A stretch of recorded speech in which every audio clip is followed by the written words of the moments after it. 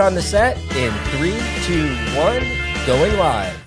Here we go, another episode of HB. We've been off for a couple weeks. Here we go, another episode of HB Unplugged. I'm Al Craig. And I'm Don Ramsey. And we're going to rock and roll today. We got a great guest on, Brett Barnes. Yeah, yes. Yeah. Big hitter here in Huntington Beach. Let's give him a big hand and welcome aboard. You know, thanks for having me. Yeah, I don't see any applause, so something's going on. Rick's applaud. Yeah, there you go. Yeah.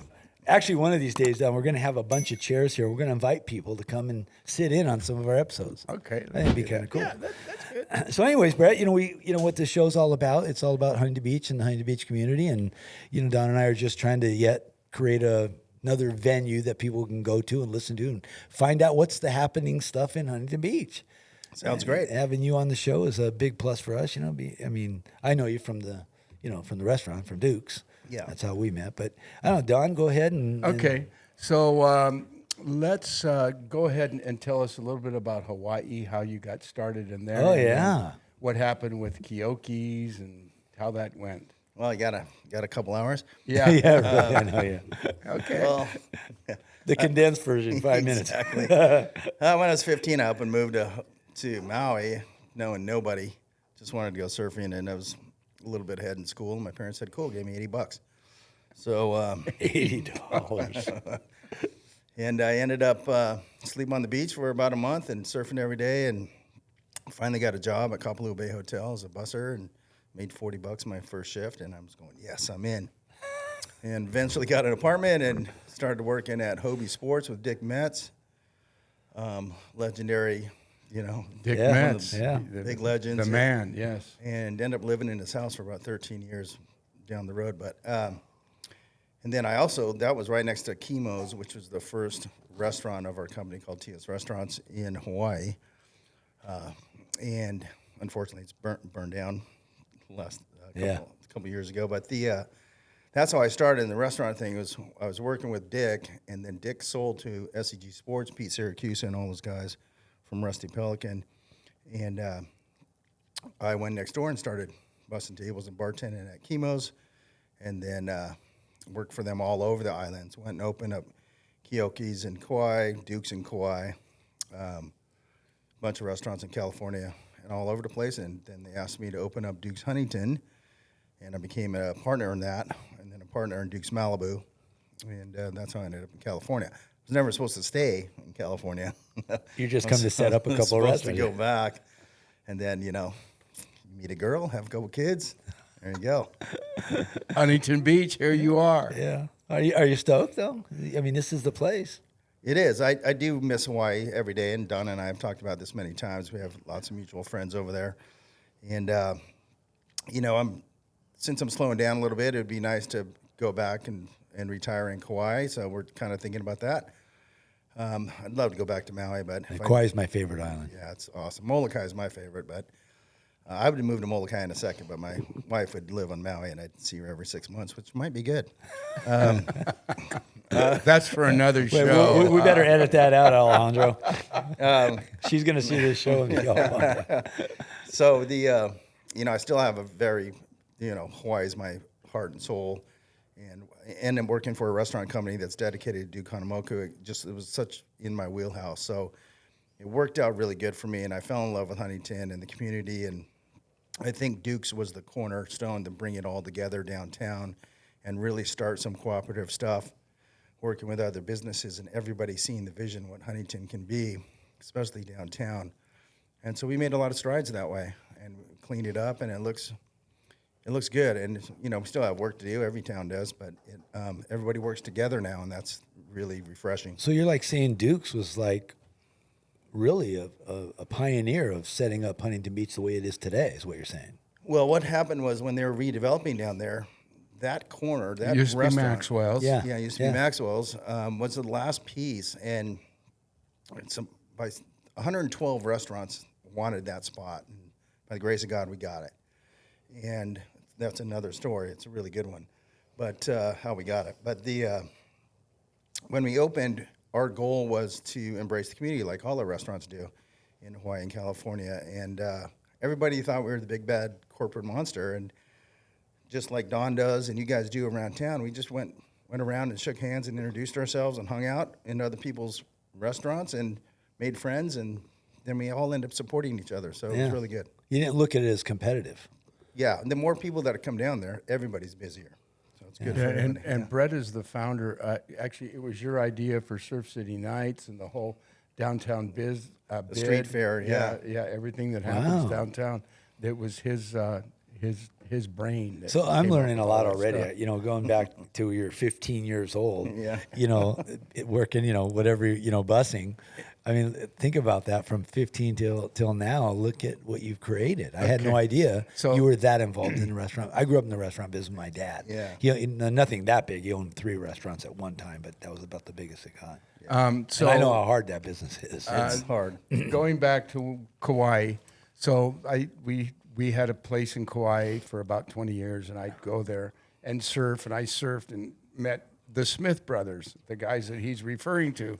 And they introduced me to all the local surf spots and all the local surfers. So when I went surfing with them, as long as I was with them, I was able to catch waves, you know.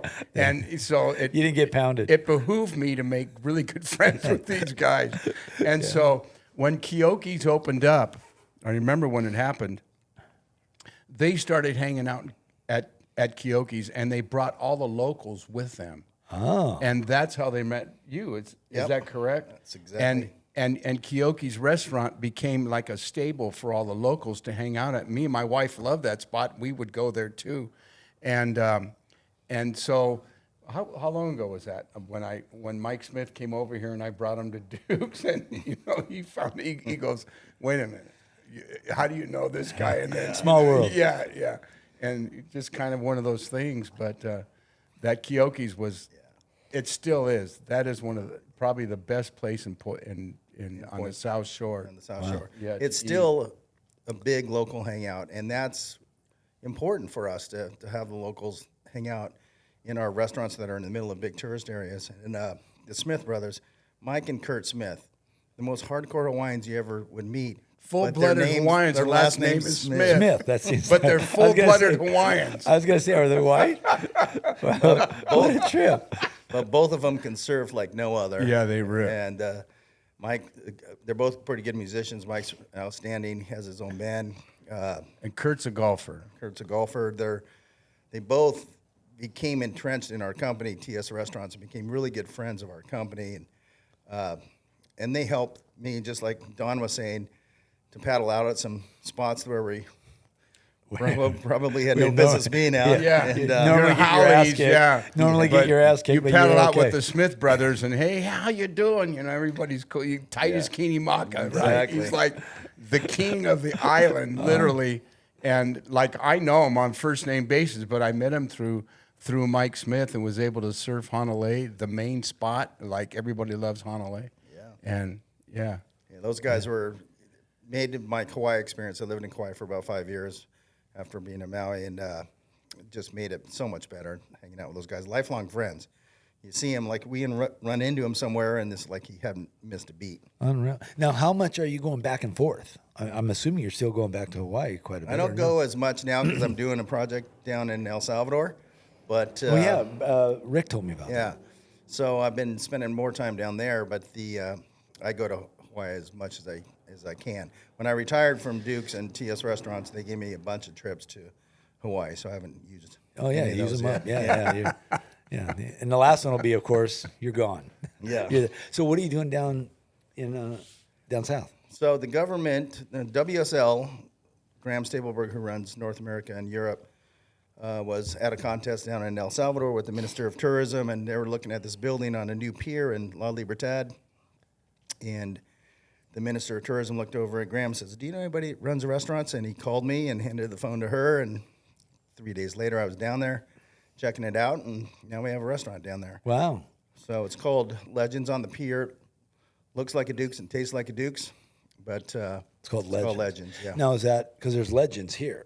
Yeah, it's not affiliated with that. The president of the country wanted an American name, and he had me submit a list of names. I was going to name it Maria Alta, which means high tide, but he wanted an American name, so I submitted 21 names, and he picked Legends. Oh, unreal. So it's cool, though, because it's legends of surfing, legends of coffee, legends of fishing, legends Oh, of the country. yeah. So it fits good. So Is that the decor? that's the decor? Oh, wow. Yeah, but it looks Well, that's cool. very tropical, Hawaiian-ish. And, So- And big what was the restaurant name? What's the name of the umbrella corporation? for All the restaurants.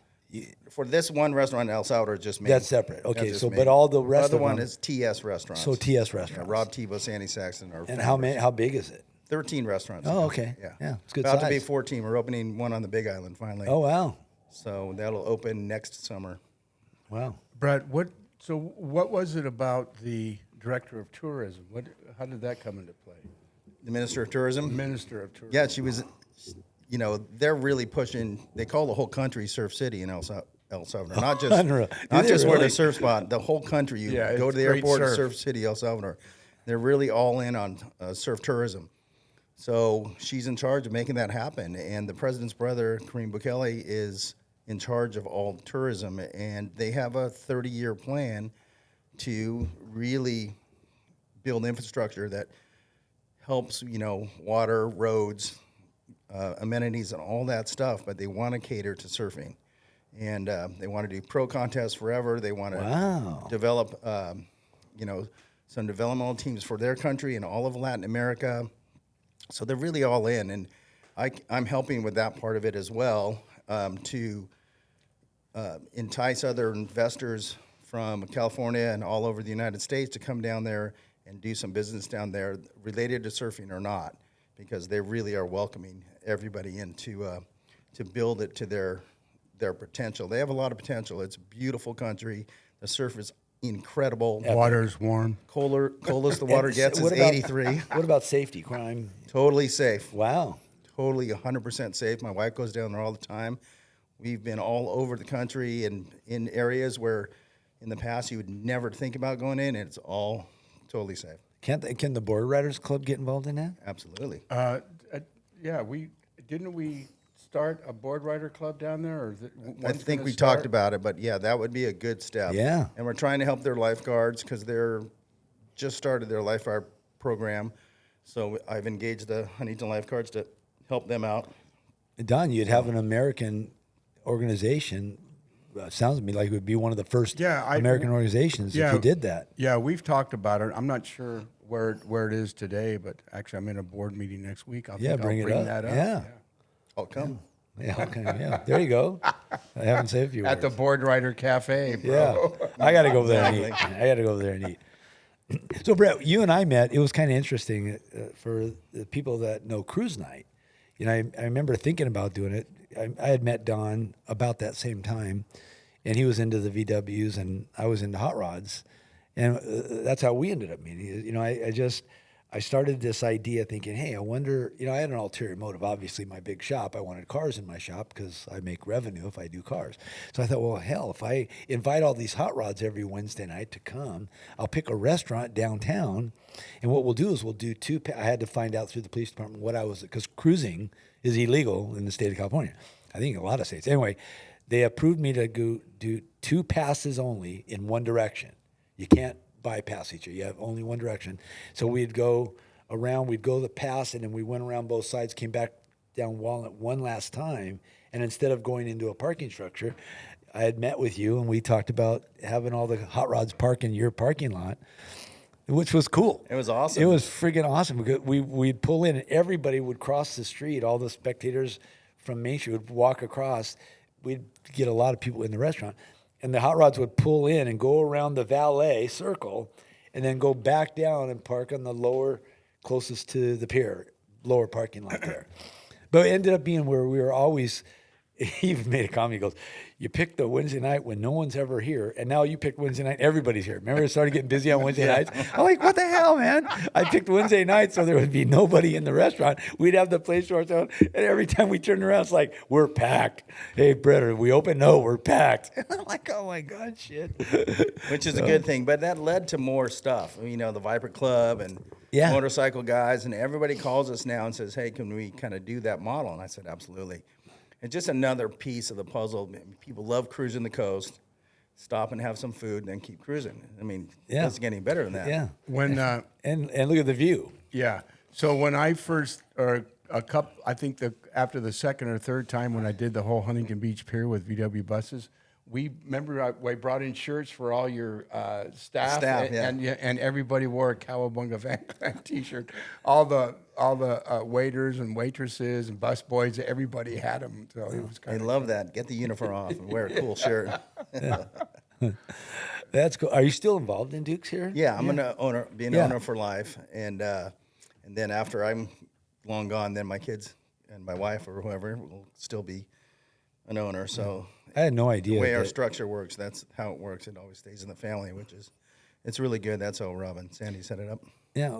In fact, let's talk a little bit about your family. You know, you did say something about your wife and you not going to Hawaii at the same time, but let's fix that right now. Because I always say I've always taught this in my classes. I always tell this when people ask me, about success.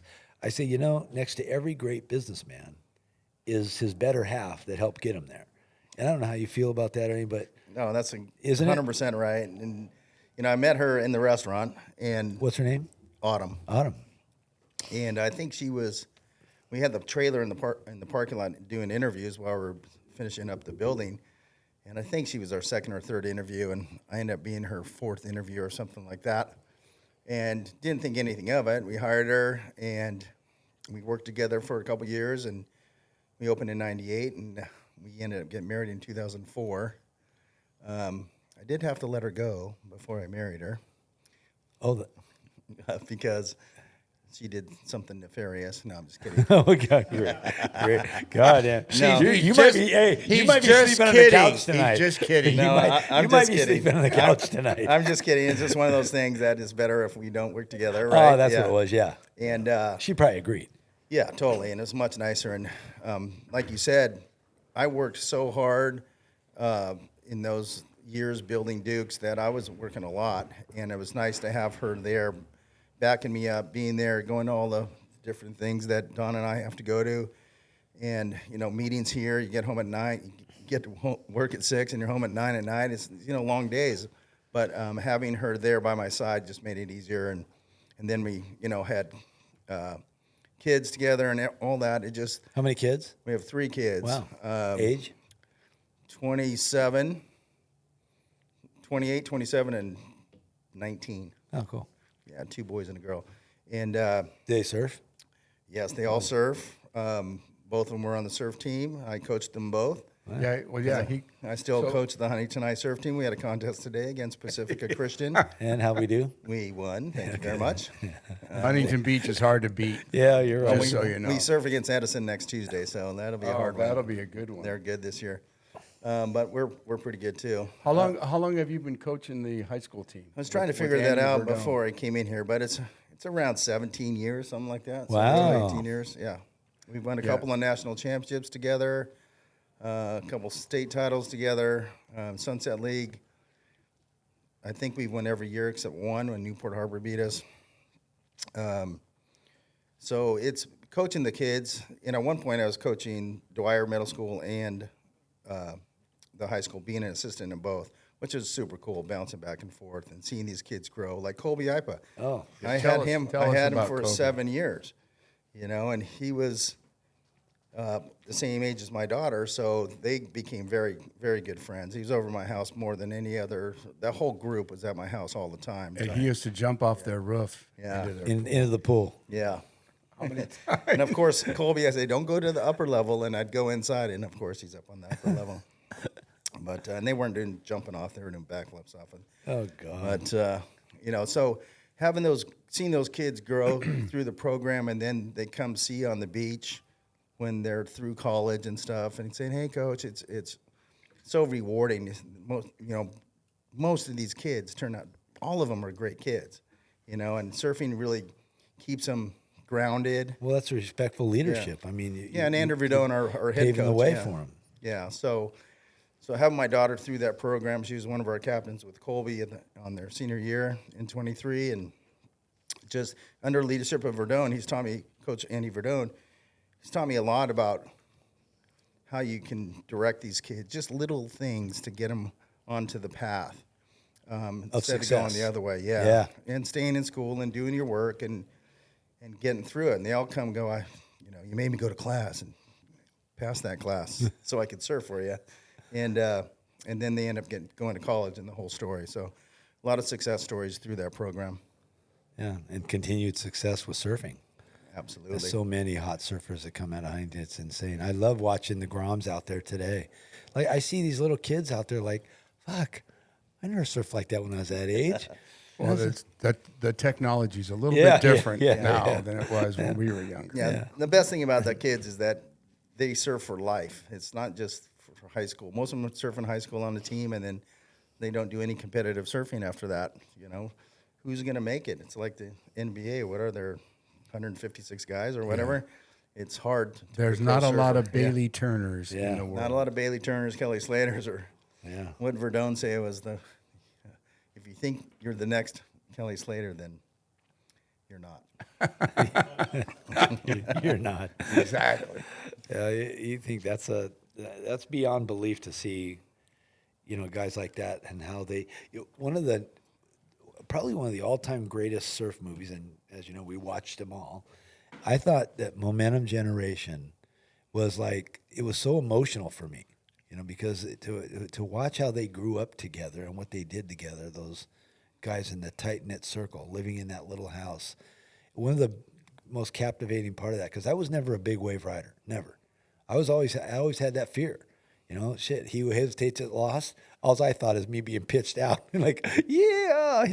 And to watch, these guys actually hear from their coaches and their mentors. Who was the guy that was leading them in the house?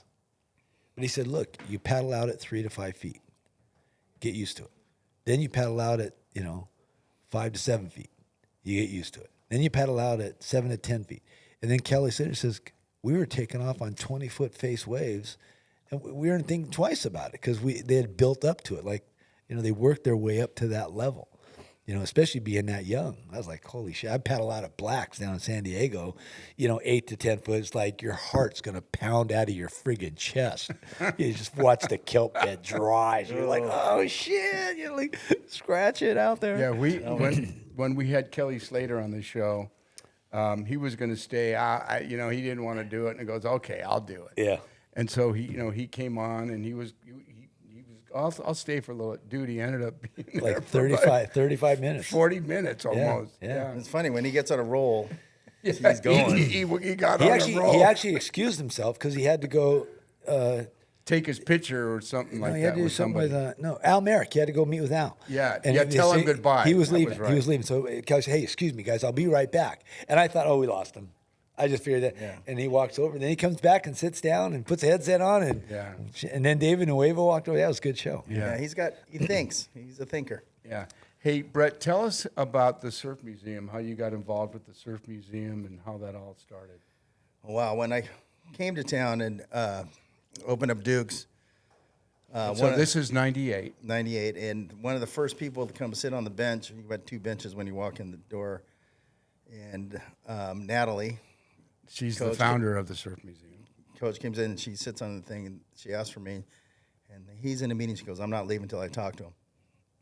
I had no idea who she was, and so I sit with her. We end up talking for like an hour, and asked me for a few things. She really wanted to move the museum down to the beach. But the museum already existed. Okay. Yeah. So where it is right now, and so over the years we did a lot of stuff together and fundraising and things like that. And then as she was, her health started to decline, she asked me to help run the museum for a little bit. And I said, I can't do it. I have a full-time job, but I'll be on the, I'll be the chairman of the board or something, or on the board. And so that's what happened. And so I've been on the board ever since. And just trying to keep that thing going is difficult because of funding and things like that. But we've had a lot of help, and it's healthier now than it has been with the help with Visit Huntington Beach. VHB helps us tremendously. Really helped us out, and they see the vision. And having a museum in Huntington Beach is really important. And Part of the culture now. absolutely. Surf I remember Museum there was in a couple Surf years. City, bro. There was a couple years. It was really struggling. The museum. Yeah, there was some struggles financially, and we've got through it, and now everybody understands that having that is an important piece of being called Surf City. So, and like Peter Townend says, the Times Square of surfing is the corner of PCH in Maine, and then we have to have a museum to celebrate that. So we have a lot of collections, a lot of really good surfboards in there. We don't have the room to display them, so hopefully one day we can move to a facility that's a little bit bigger. Yeah, but isn't that the library? Isn't there Yeah, talk about the library? hopefully we get that library space and we can put We're more working on boards it. up. Yeah. Let's just put it that way. Yeah. We started talking about that about 25 years ago. So hopefully it'll... Well, that's I've a only long been way. there like That's a 12 long years. way. I've been That's there a long 12 way. years. 25 years ago. I thought you were getting to the library. I started 25 years ago. It's funny, the one of the state senators from Hawaii called me last year, and they want to start a Hawaii Surf Museum. Believe it or not, there's not a museum there. Oh, wow. And so I'm involved in that and trying to find a space, even though everybody wants it. We've been working on it for 18 months now, and we just can't find a space. And but we're making progress. Josh Green, the governor, is 100% behind it. You talking about square footage Yeah. to fit? But the lessons that I've learned with everybody else, with the Surf Museum here, translates with exactly what's happening over there. So we've made a little more progress because we're not making the same missteps that we made here as far as setting it up financially and having a trust that can perennially give you money. They've just now started surf teams in the high schools. Yeah, I know, yeah. That just now started, and that girl that we got When I saw that, I actually saw that on Facebook, or I saw it on social media. Yeah, Carissa And I was Moore like, talked about it. Yeah, I was like, "Are you?" I was blown away. Like, Yeah. they don't have surf in schools there.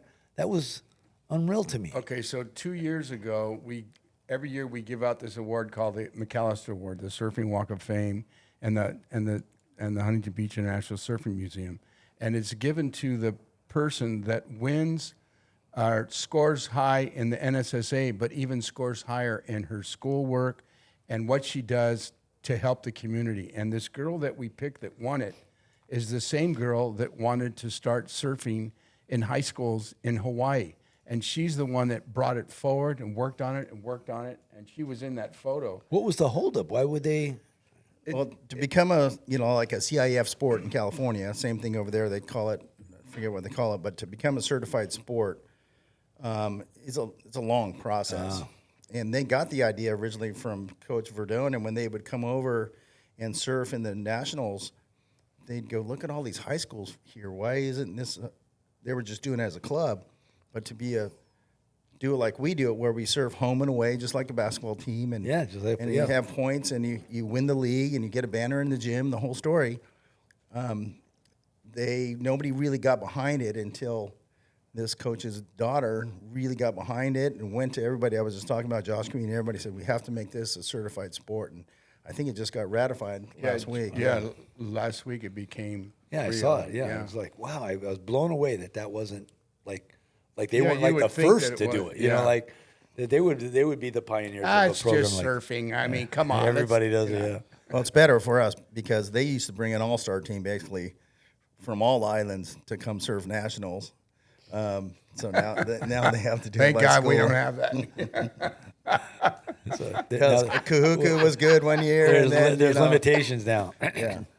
So it's great. I think high school surfing they were really concerned about the liability part, and obviously everybody is. But like at Huntington High School, they have to pass the swim test. They have to go through the steps to make sure they're fit. It's really surf PE. It takes place of PE at Huntington Beach. So it's an alternative to doing traditional PE. So these kids can come down that have never surfed before and do their PE, and then they end up falling in love with it. And we had a girl that came as a freshman, could not even stand up. And by the time she was a senior, she was a national champion. Wow, who was that? Christina August. Sammy August. She could surf a little bit, but she couldn't really Sam surf.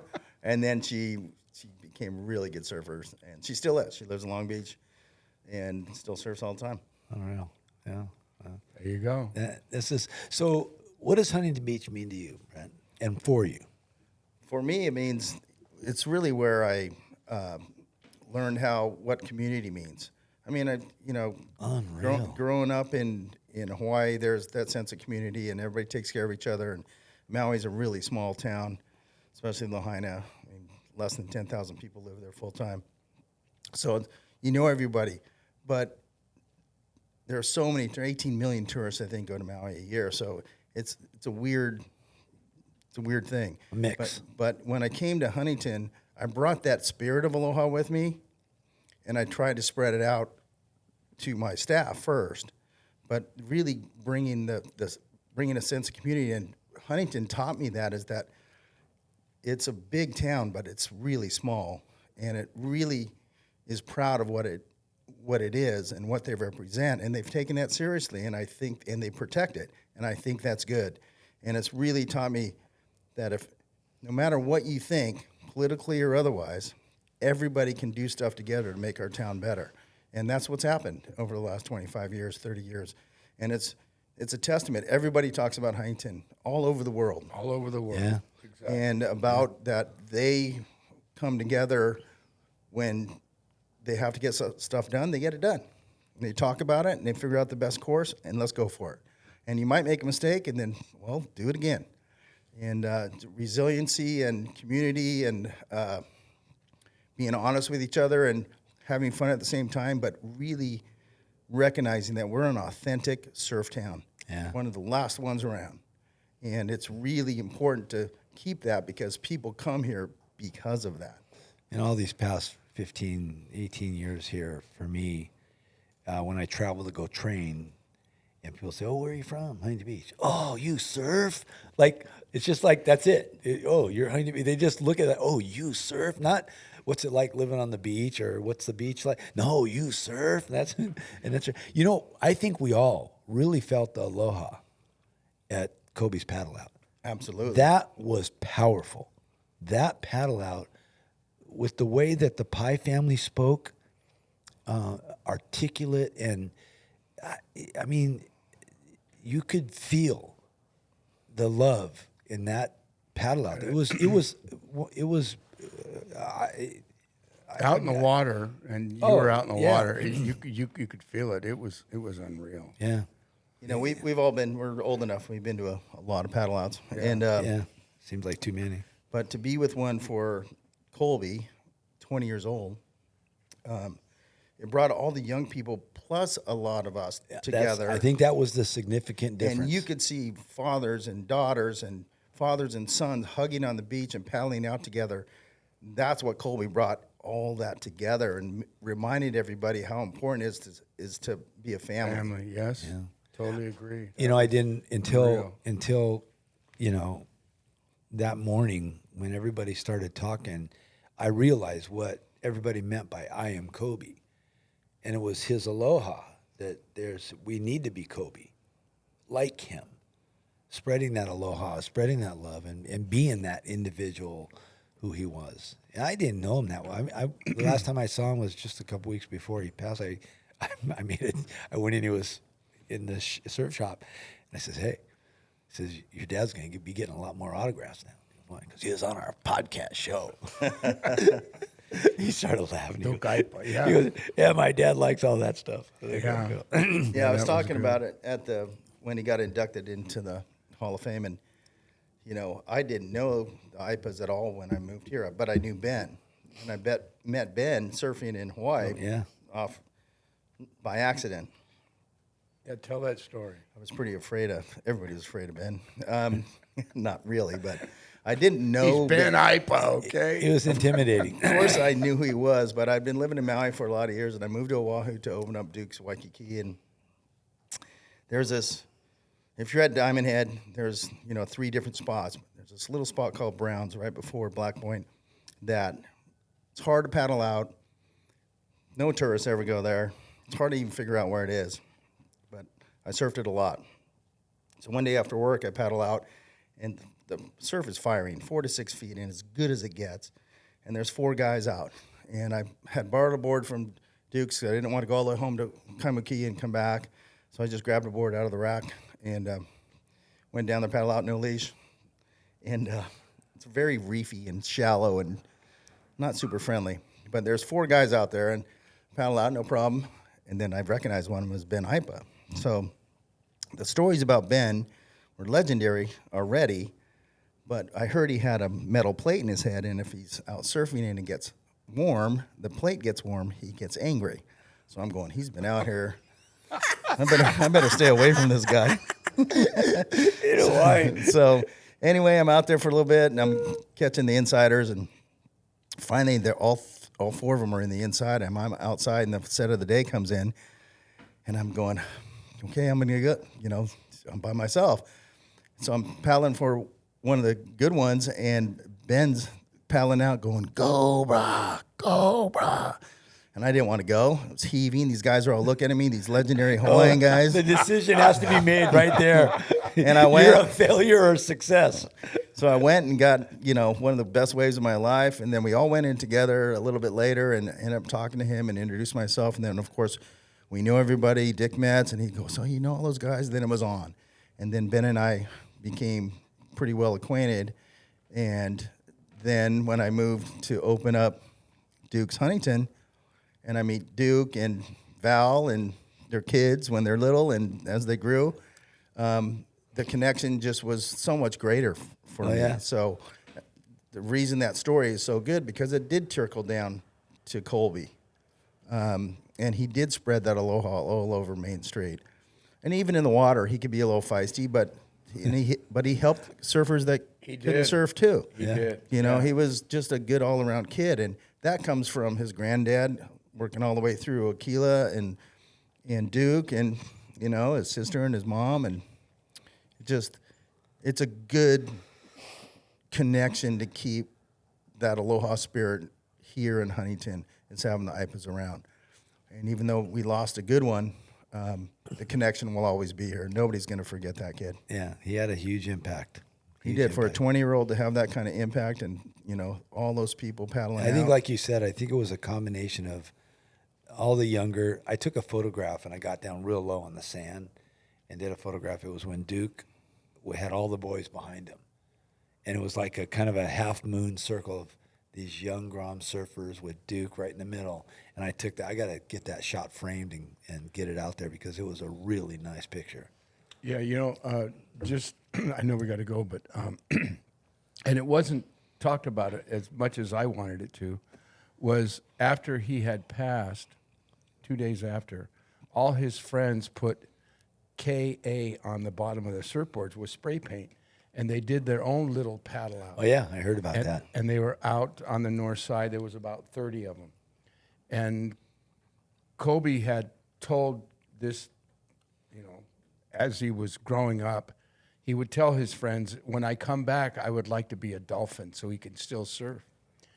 And here, after that little paddle out, a school of dolphins comes up through the center of the guys dispersing after the paddle out. And all these dolphins showed up right there. And it was like one of those, that wasn't a coincidence. It was just one of those things. Absolutely. It was real. I mean, Yeah, he's out there. Yeah. Yeah, it's pretty cool that he's going to have that impact on all these kids growing up. totally agree. And He's a great role model. yeah, and the fact that he was choosing a path in life that was productive and healthy and Spiritual. happy and spiritual. I mean, he's in the right spot. It's unfortunate that he's not here, but He will be. he will be. Yeah. Yeah, it's funny because I think that while we were at the celebration of life over there across from Bud Lamas' Bud shop. Lamas' 17th Street board shop, somebody who spoke and said, and then reached over to Duke and said something in his ear, and then Duke said, "Oh, I guess we're starting a They're Kobe starting IPA I Am Kobe Foundation. Foundation." Mm-hmm. Yeah, so there you go. That's all it takes. Is now. Yeah, Duke sent me the outline of it and marked it up and sent it back, or gonna mark it up and send it back. And They have Donna- Robin Wood is helping with that. Robin- and- Yeah, she told me we went for a little walk on the beach. I guess she's retiring from Robin's Nest, and she wishes them all the best. But she said there's a secret that nobody knows yet, and it's going to be this foundation. She said it's on the DL a little bit, but we have to get, to get a 501c3 through Sacramento and all that stuff takes a little time. But with some of the money that was raised They through the raised you. GoFundMe. We'll go into that, and if they play it the right way, it can sustain itself for a long, long time and do good stuff for some good young surfers coming up. Yeah, it's all the young people coming up. There's an example being set, and he's not even here anymore. But he'll continue to set that. This has been a great show, Don. Yeah. God, Brett, thank you so much. What a good guest, and Thanks for having me. Great story. And I had no idea, that you did all that. That's I love this show because every time we have a guest, I'm sitting here going, "Wow, I thought I knew Huntington Beach." And again, here I am. Wow, I thought I knew Huntington Beach. And you really don't until you start meeting all you guys and see the roles that you've all significantly had an impact on each role, but how those roles have made Huntington Beach the community is today. And that's really how I look at it. Yeah. It's super cool. Yeah. Well, Thanks Brett, for having me. I'm Mel Craig. Appreciate it. And I'm Don Ramsey. And thanks for joining us for another episode of HB Unplugged. We're out.